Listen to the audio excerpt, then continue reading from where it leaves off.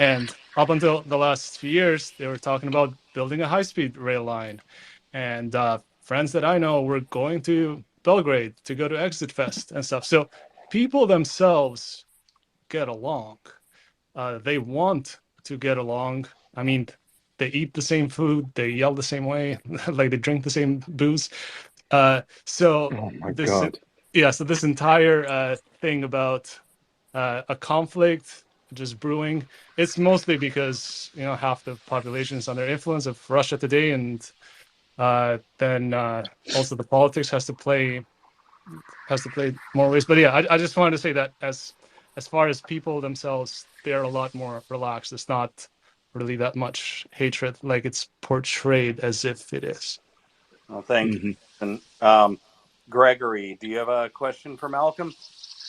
Oh, hey, Malcolm. I don't know what you would care to talk about more, either the length of time any presumed ceasefire could last, or actually something I was kind of curious about, that Lukashenko was involved in this deal making. And if I'm remembering history right, I thought at one point in time, as the Soviet Union was falling apart, Lukashenko was kind of trying to move into the inner circles. Does he still have any designs here, or what's his role going forward, if you want to speculate on something along those lines, if at Well, all? to paraphrase, the fellas, the NAFO fellas, you know, where Lukashenko at? Where is he doing this deal making from? Is he in Minsk or is he in Bodrum, Turkey? He's I on a mean, potato farm somewhere. he's on a potato farm dressed in overalls, trying to, always about 50 meters from the Polish border, right? So, I don't think we should speculate. I think we're going to find out everything here quite shortly. There are a lot of people that are going to be angry no matter what happens here, no matter what happens. But there was a deal. What was the deal? Was the deal that the Ukrainian army, that Russian forces are going to pull out of Ukraine? Or they're going to negotiate a ceasefire? Or that they're going to use chemical weapons on the Ukrainians? What was the deal that would make Prigozhin, quote unquote, turn around and go back to your camps? No one's going back to your camps. You know, if they go back to their camps, you don't know who you're going to be able to trust at the perimeter fence, right? So this is just Byzantine, literally. All right, LV, last question for. Great, thank you. Thank you for taking my question. This is a multi-pronged question, if you will. So, not the latest developments notwithstanding, with Prigozhin potentially withdrawing, but assuming Prigozhin is successful in taking power, what does Russia's focus and intent look like on the international stage, both on the short term and medium term? So, in the short term, meaning what the scenario in Ukraine looks like with him in power, and in the medium term, more along the lines of posture and relations with the West and China. And does this change in any way depending on whether the transfer of power is quick, as in little Russian armed forces resistance and a quick removal of Putin, and in a prolonged scenario with an actual civil war in which Prigozhin is successful? In those scenarios, is Russia looking inward for a while, or are they right away executing some sort of international plan? And what would either agendas look like? Thank you. Wow, that's extensive. Those fall quickly into the nobody effing knows at this point category. I mean, with Prigozhin's quote unquote turnaround will definitely turn everything on their head. There's only one way out of this for Prigozhin and Putin. If Prigozhin is made supreme commander of all Russian forces in Ukraine, that's it. If he's responsible for the entire southern military district and Ukraine, I think that's the only deal he would accept. He's still going to wake up dead someday, but that's the deal he has to accept. Do you anticipate that he even has a plan beyond just simply internal politics, or is this does No, excuse me? no, you're right. This is all internal. I don't even know if he even wants to fight the Ukrainians the way that he says he does. But to do it, he would have to withdraw, start rotating Russian troops into PMC Wagner level Yeah, of training and selection. Malcolm, I And I, got bad news. I'm getting some messages saying that Another Prigozhin is denying it's his audio. This brother is just way too good at this game. By the time I come back in a few hours, we'll have found the real truth. Look, Let's circle the back. Russian We'll do our intelligence big. would have done that to make sure that the CNN and BBC Chiron said that. Prigozhin turning around. Malcolm, I'm glad you and I are not briefing this in the situation Oh, as it my happens. God. Yeah, I can see it now. So what do you think, Commander? I don't know. What do you think, Senior Chief? Who the F knows? Hey, and I know what they'd say to me, Commander Farr, your presence is requested elsewhere. That's right. Let us know in 15 minutes the new story. All right, guys. We'll talk to you in a few hours. Thanks, Malcolm. Thanks, Malcolm. See you, buddy. Bye. Chuck, you all right on your own here? Yeah, I am. I can get hit by a couple of pitch balls here, I think. There you go. And well, we're listen, here. everyone. Don't worry about it. Please do check out MriyaReport, our Twitter handle, and also the website, MriyaReport.org. We're helping Ukraine out, advocating, sharing the truth, and frankly, getting it right most of the time for 1.5 years, not unlike some of those other Kim.com channels where you hear silly talk and fantasy about the world of Russia that doesn't exist. And I guess it feels good to be on the right side of history. Thanks for listening. We've been here 24 hours a day, 7 days a week, and we will be here until Ukraine flourishes. Thanks so much. Over to you, Chuck. Or if you want to grab the hands, Axel, I can pop down for a sec. Yep, Don't no worries. wants to come on in. Come on down. You're the next co-host on the MriyaReport. All righty. Fella, let's continue. We have Fancy up. Yeah, hey Axel. I just wanted to, as Chuck said, throw fearful balls at him. The only reason why I would Prigozhin, or why I would expect Prigozhin to turn around and negotiate that whole thing with Lukashenko is if Putin is out of the game for now and into the future. Maybe he's dead already. If I had to make a bet, donate some to Maria 8 if I'm wrong. Yeah, that would be my bet, If Prigozhin turns around voluntarily and he has to negotiate this with Lukashenko, that's the only scenario what comes to my mind. I honestly think this. Whatever was whispered or promised or pledged to Prigozhin to get him to turn around, he's not going to get it, or he isn't going to have it for long. And I know that there absolutely was some premeditation to this act, but I do see it still essentially as a very impulsive act carried out by an extremely violent man. Doesn't have a lot of education, per force, because you're dealing with a felon, a lifelong felon. He doesn't have much impulse control, and he doesn't tend to think things out into their second and third order effects. So I don't know what was promised to him, but I honestly, whatever new uniform he puts on, whatever new hat, whatever new title he gets, I don't expect him to be around wearing that hat in September.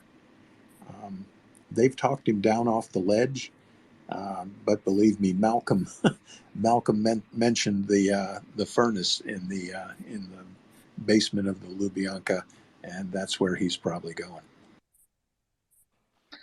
Well, if not, he may not go there alone, or others might actually appear there earlier. It really could be. We talked about the door number 3 reaction that people have had. Do you fire into the Wagner vehicles as they approach? Do you jump in the back of the truck and head to Moscow? Or do you do the only one thing that is certain to preserve your life in the short and medium term, and that is to do nothing? And that's what everyone has done. And I think eventually Putin may start reaching down into the people who did nothing, and he may be selecting a few of them as well. But we'll have to see. Funny enough, in Russian history, this would not have been the first time that a boyar who has been first very loyal, then very frustrated, then reticent, and then turned against the Tsar, would have been bought off and then decapitated. History is replete with those examples. But it was interesting. One of our longtime listeners, Raver, last night brought up the point that this was a little bit like Napoleon breaking out of his exile in Elba and landing in France. But interestingly, Napoleon only lasted 100 days in his reinstatement, and that road led to Waterloo. And I said last night that I thought this was going to be the Wagner Waterloo. And, so what do we have now? Prigozhin has either turned back or is continuing towards Moscow. And you know what, folks? I think the results are going to be essentially equivalent. This is not going to go well for Prigozhin. And that's why I think this was at its heart an impulsive decision. I said last night, you look at where all the chess pieces are, and I don't see good moves for anyone. And I still don't think there's good moves for anybody or expedient moves left on the board. Now, what does that say about our friends in Rostov-na-Don, or as our Tatar friends would say derogatively, Rostov-na-Don? Chuck, they worked with them. We know these guys. Yeah, I don't know what to say. I mean, there was a video last night of Prigozhin sitting on the porch of the Southern Military Command Center, and he was discoursing amicably with a Russian deputy minister of defense. So I don't know what that means, and somebody's got some splaining to do in Moscow, but we'll just have to see. I mean, this is. Malcolm and I were joking. We've both seen a lot of coups d'etats, but there's never been this much on the table, right? There's always a point at which a tin pot dictator like Batista,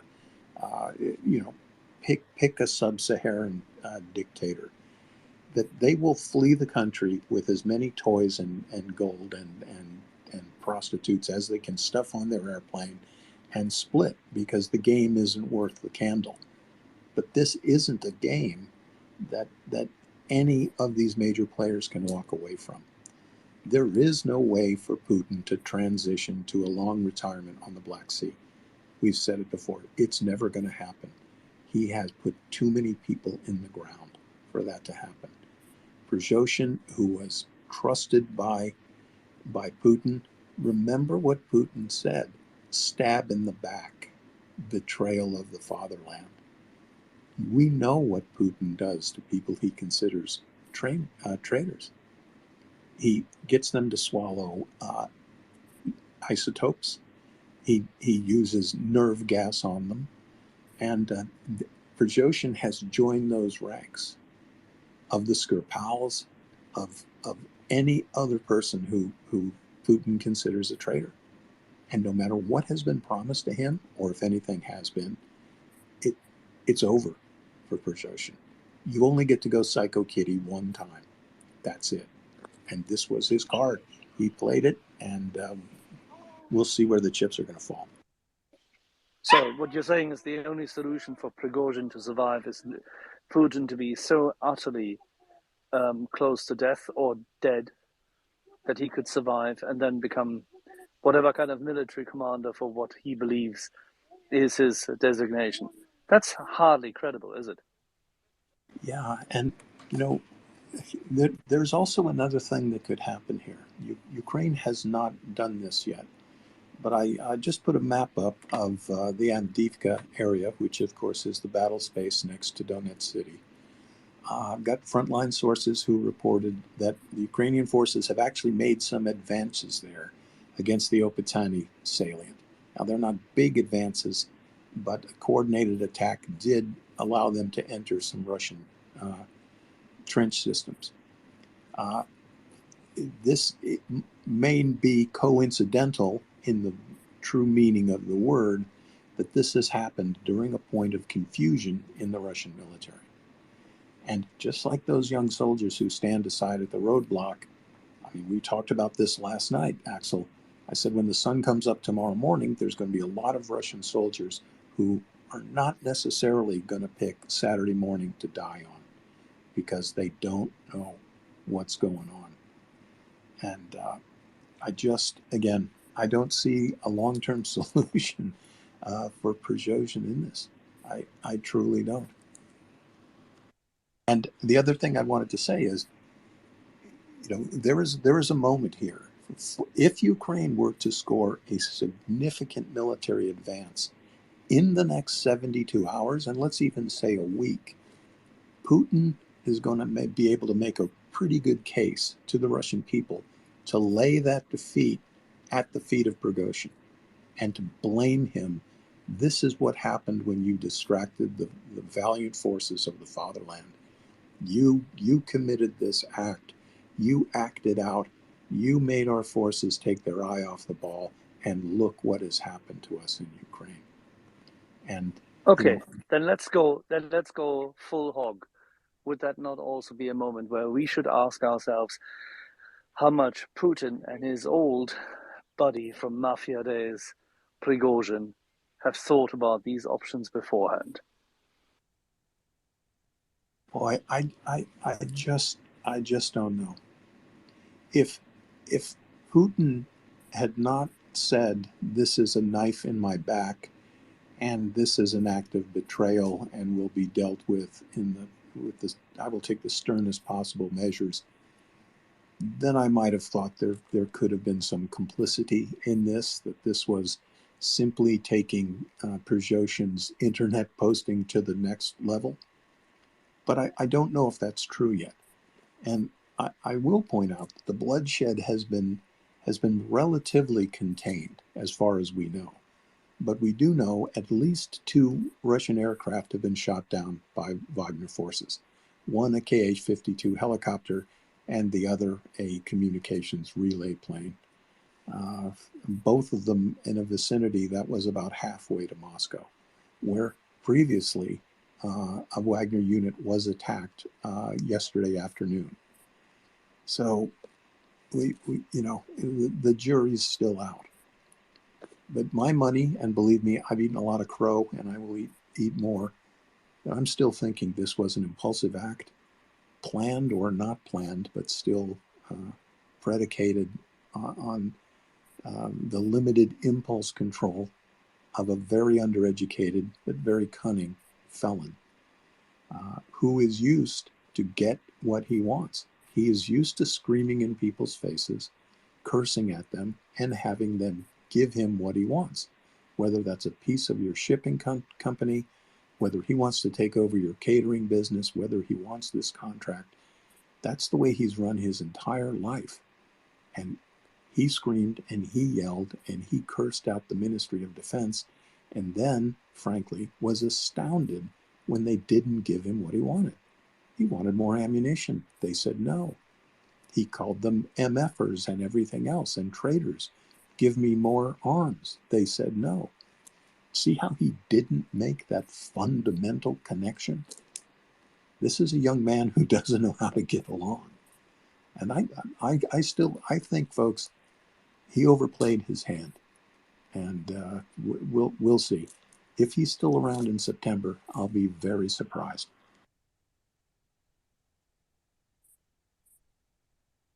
All righty. Chuck, I'm trying to get David up. I don't know whether he can hear us or see us. David?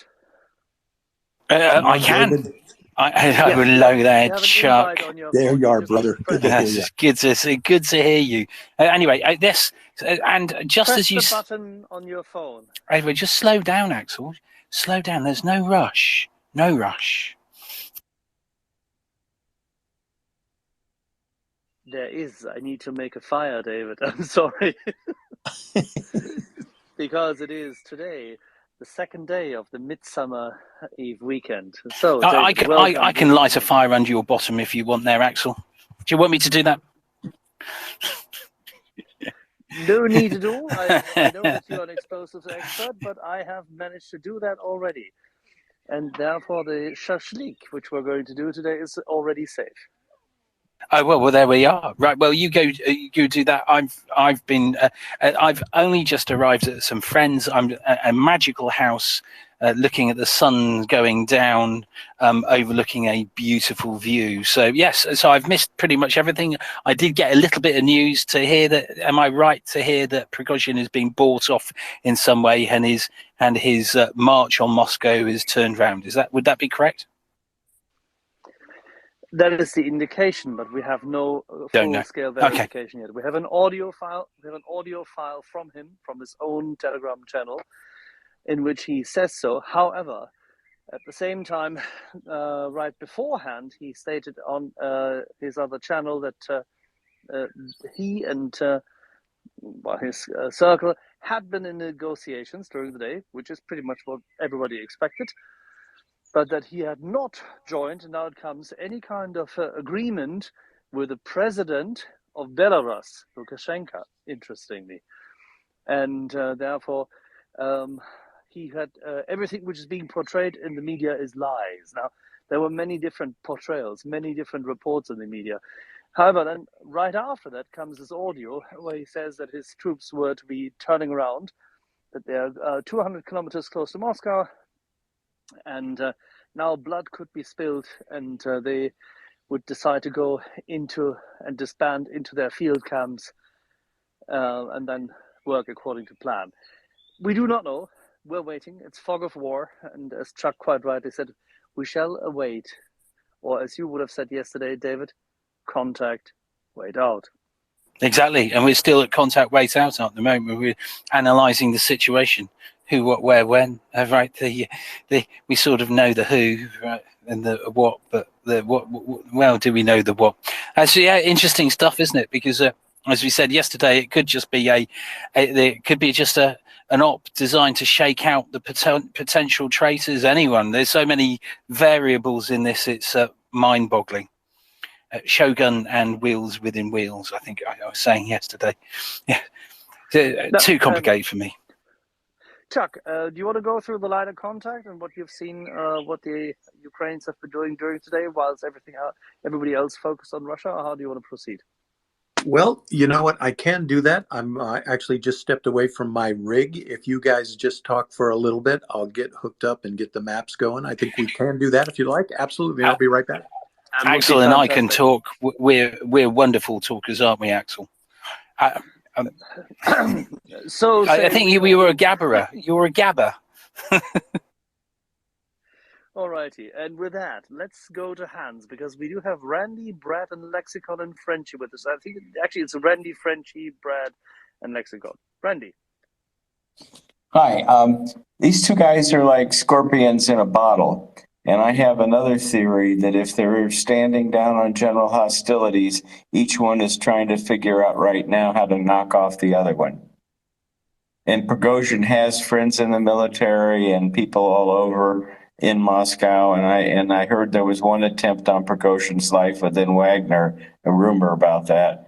So I just don't see either one of them able to turn it off. They'll never trust each other. And I don't think it's going to end till there's one standing. And you and Chuck talked a lot about Putin not forgiving him and Putin getting him eventually. But I think Prigozhin he's a criminal mind, and he's got murders and thugs all over Moscow and people in the military that have been cooperating with him. And I think Putin's going to have to get a lot bigger table. Well, I was going to say, difficult to argue with that, isn't it? In regardless of anything, you always, and Putin's someone who's a worrier about whether what people and their designs are on him, because he's got that long table. So he's going to be. He's puckered up already, isn't he? Worrying about what's going to happen for him permanently. So he just may kill himself with a gastric ulcer very soon, because it's not going to make none of this is going to make his mind feel easier, is it? Yeah. But both of these guys are going to have trusted guards with them in the bathroom. I mean, for the duration. I just don't think that it's not a stable situation and something else is going to happen. There will be no truce and agreement. I can't see how it would happen in reality. So anyway, I'll drop down. Well, look, valid points, Randy. And as you know, because you're a lawyer and spend your time in the negotiations, right? So once someone has started the negotiation, when does it stop at this? When does that stop? Because there will be another little chip somewhere, another little slice in that negotiation. Well, okay, so you've offered me this, but I want this. And then there'll be a slow chip, and then the threats, maybe his troops can't come in and they're desperate for those 25,000 to get into Ukraine in some way. And those negotiations, we call them negotiations, right, will keep on going. I do agree with the analysis that, look, this is two scorpions in a bottle. I could care less. The other thing that may happen, I mean, and we don't know if Prigozhin has turned around. If he has, he's been offered something. He's been talked off the ledge. But if this has happened, there is a loser in that proposition, and that is Putin, because in that negotiation, it's Putin that had to give something, and that makes him look weak. And a dictator cannot look weak. So I think, turned around or not turned around with Prigozhin's forces, look, there are no happy handshakes in this. There is no kiss and make up. Prigozhin has stepped out of line. He has, in the last 36 hours, he has staged the most significant threat to Russia's internal sovereignty. He has come closest to jerking away the levers of power from Putin, and Putin is never going to forgive this. This is not okay. Remember, in the communique, stab in the back, threat to the fatherland, punished with extreme rigor. Prigozhin he is a cunning man, but he is not a very bright man. And if he's accepted anything, from a chicken dinner to a brand new 5-star general's uniform, he is a chump, because it's over. Yeah, and he's in the game of don't show weakness, right? So as soon as you're in that game and you show it, then there's a serious problem, isn't it? It's not like a couple of people down the pub. These are serious consequences. Alrighty, Right. gentle people. I think it's Frenchie next, was it not? Yeah, wait one. What I feared would happen will happen, and that is that in 3 minutes we have to restart because there are certain functionalities which both David and I can't use at the moment. Chuck, we need you back in 3 minutes. We can cycle through the key questions now, and then everybody in 3 minutes, we will do exactly that. We will shut down and restart and be right back. So everybody will have to retweet and share the space then. Can do. Please go through the questions. Okay, all right. Shall I go? Frenchie first, I think it was. Yeah, I am Frenchie. Welcome aboard. Yeah, hello. I was wondering about, let's step a bit back to before this silly thing came out, and I'm thinking about Karelia and the Russian Navy, and can we see a defection from the boat people, or just them trying to do something from getting away with like their nuclear submarines and stuff like that? They don't want to be used for it and would rather, like, say, go to Finland or Norway or Sweden or any of those countries, just pop over a harbor and do that, sit there for an hour or two, or just wait it out. You know what? I think the Russian naval forces are the least contaminated by the Wagner bacillus. I think we talked about everyone waiting it out. I think it's the easiest wait out are Russian naval commanders who literally can pull up the gangways to their ships and just sit there. And again, so many people in this drama can win right now by doing nothing. And you know, I also see this in regard to the nuclear weapons that are arguably in play here. In my experience, nuclear weapons are always guarded by extremely specialized units who take their job extremely seriously. And they are not simply going to hand over the materials in their care to just anybody who shows up. You know, so that is one more level of protection that is probably still holding at this point. We don't know otherwise, but I would assume this, and you know, we'll have to see. And that's, you know, that's a frightening chess piece that is on the board somewhere, and we don't know where it is. All right, gentle people, hold on to your seats. Make sure you have everything ready. Focus on your drinks. In 10, 9, 8, 7, 6, 5, 4, 3, 2, 1. We will restart.